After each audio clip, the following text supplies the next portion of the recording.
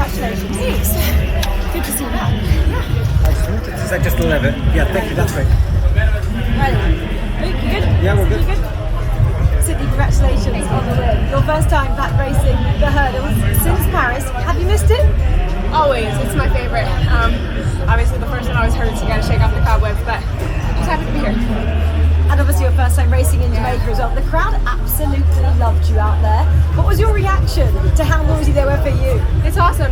You feed off of it, but I feel like they love everybody, you know? So you always just feel welcome. So I'm really happy to be here and run for them. Everyone is so excited to see you run the 400 flat now. How much more does that motivate you, knowing the fans want to see that? Yeah, it's exciting. I think it's cool to be able to show the full athlete, you know, not just the hurdles, but the other side of it. So I'm going to go home and recover, get ready for that.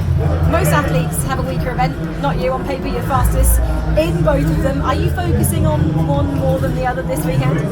Just opening up my season, walking away healthy, and just figuring out what the rest of the year looks like. Yeah, there was really no plan. It was really just try to be as technical as possible, see what your stride pattern takes you, and I'm sure my coach will have some notes. So. And then this last one, what do you do between now and the next day to prepare for the 400? Recover, get an ice bath, get a massage, relax, close my eyes, take a nap, all those things. So